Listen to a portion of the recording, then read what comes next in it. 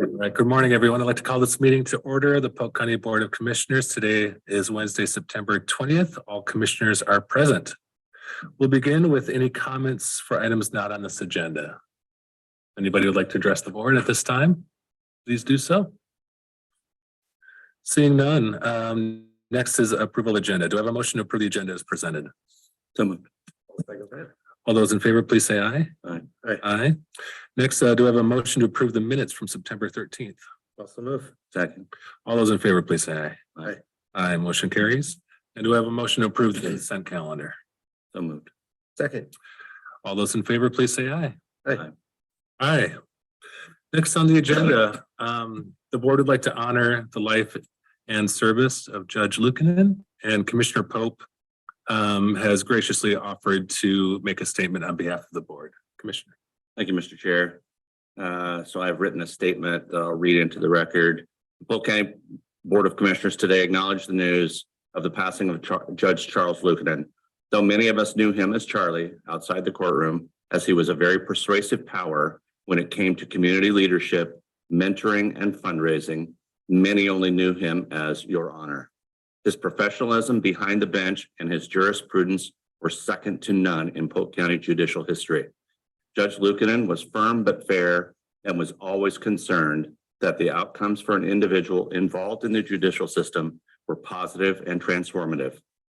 His passion for children was always exemplified in his daily life, with his contributions to civic opportunities to make this world a better place for our kids, especially if they have become victims of crime or abuse. Judge Luukkonen, Charlie, you will be missed and remembered honorably. Thank you, Commissioner Pope. We'll have a moment of silence to follow them.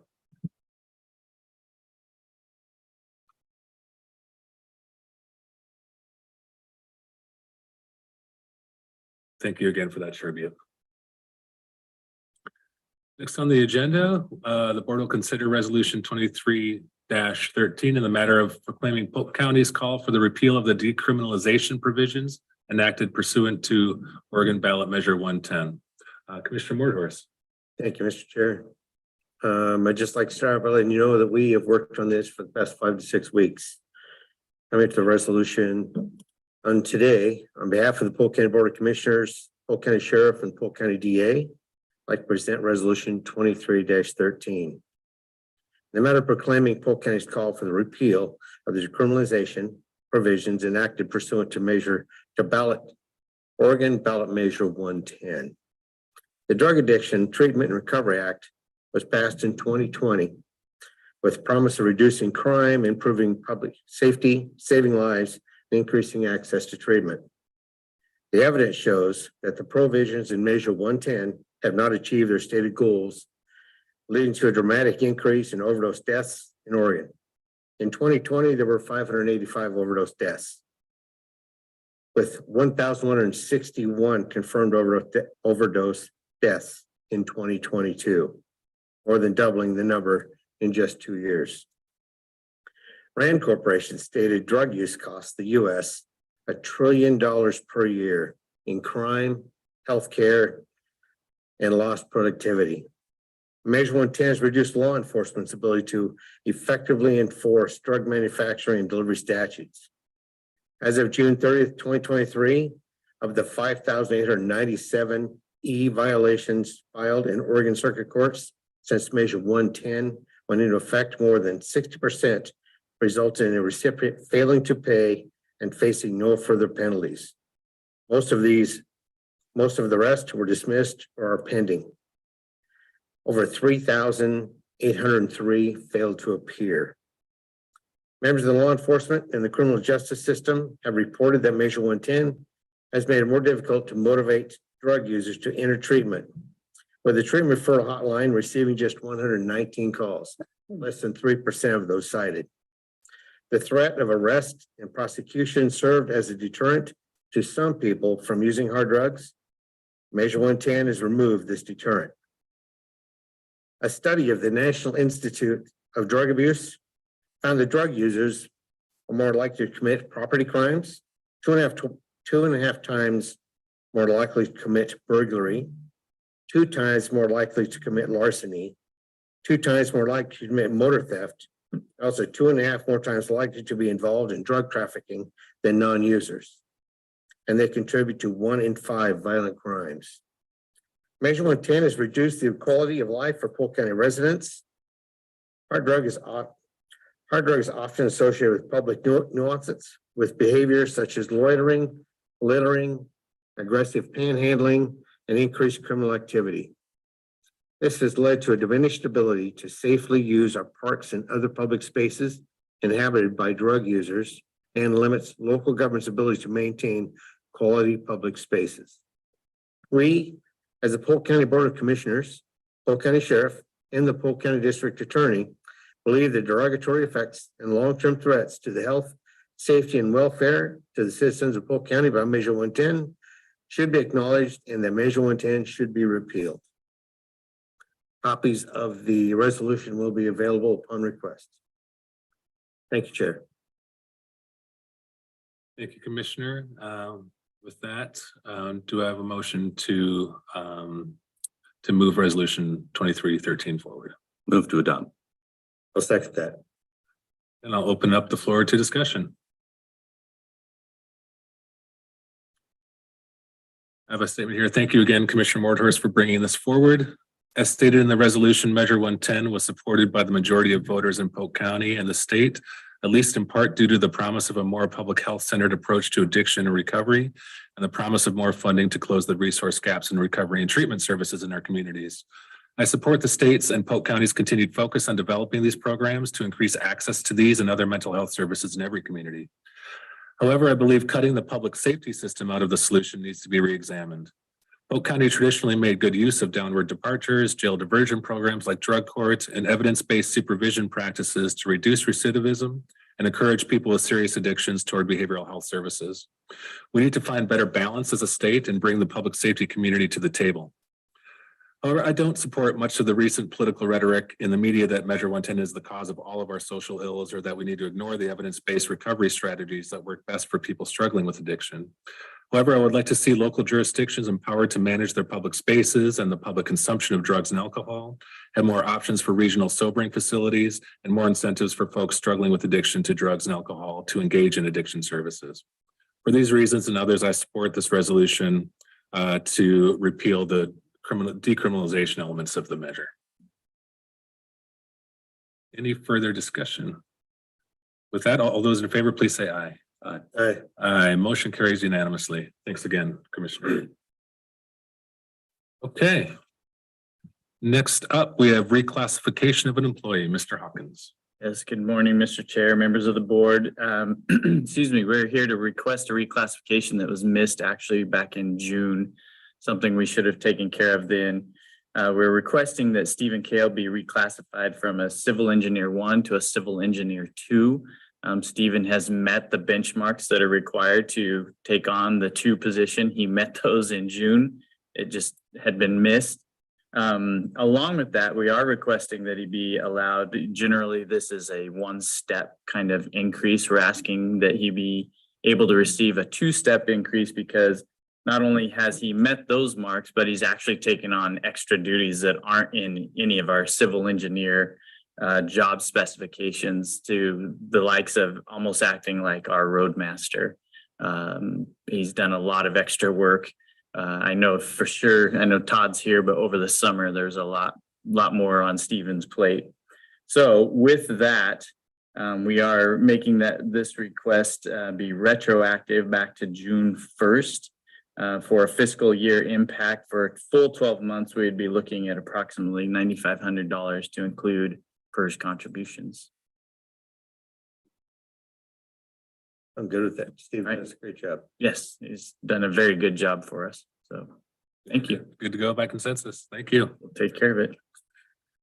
Okay, that concludes regular business. Do we have a need for an executive session today? Yes, sir. All right, with that, we will adjourn. I was hoping to make a comment. Yeah, come on. We got time.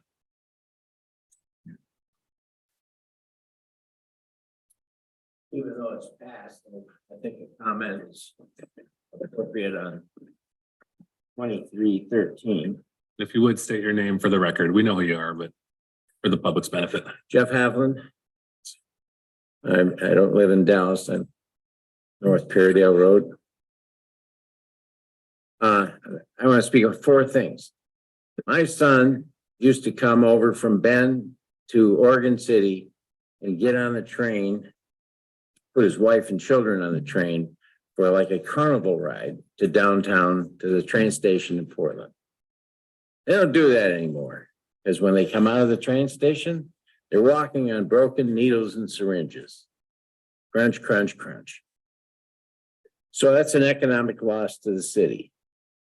We, my wife, who is Chinese extraction, used to be full-time annual members to the Chinese garden, one of the finest, actually, I think it is the finest Chinese garden in the world in Portland. If you've never been there, be careful. The last time we went, we were accosted by a drug addicted, seemed like, very aberrant behavior, panhandler, to where they actually had to call the big guy out of the garden and fend away, get him away. And we had two families from Shanghai. We were so proud to show them this garden. And we dropped our membership and we'll never go back until it's cleaned up in downtown Portland. It's a mess. Thirdly, I'm probably the only person in this room, since there's only one or two, that has actually ever housed a homeless person and also was a CASA, court-appointed special advocate for abused children. I had an ex-employee that when I first met him in grape growing school at Chemeketa, he had just got out of prison for 3 years because he grew marijuana in a barn. He had the lights, the whole thing. Somebody ratted him out and he went to jail. When he got done, he was pretty clean. Went pretty good. Worked for me, worked for quite a few other places over the years. And then he got in a fit of rage, stabbed his wife's paramour. Back to jail.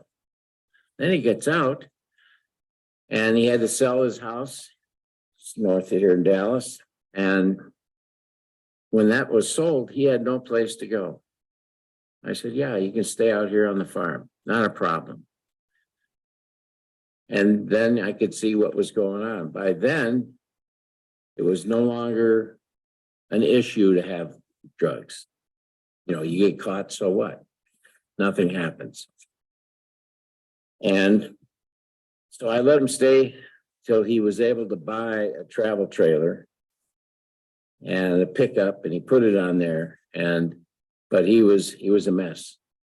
And he had no fear.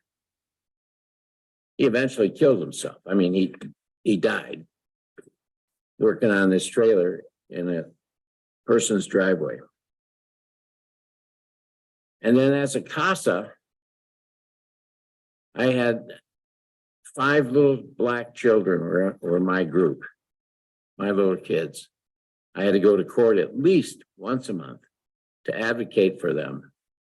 And the problem was their mother and all of her many different boyfriends over the years were all drug addicts. And I'm looking at these little kids, the oldest 10, the youngest 2. And they have no hope, no chance. And this was in Iowa. I was a CASA in Des Moines, Iowa. And drugs were illegal, but no enforcement.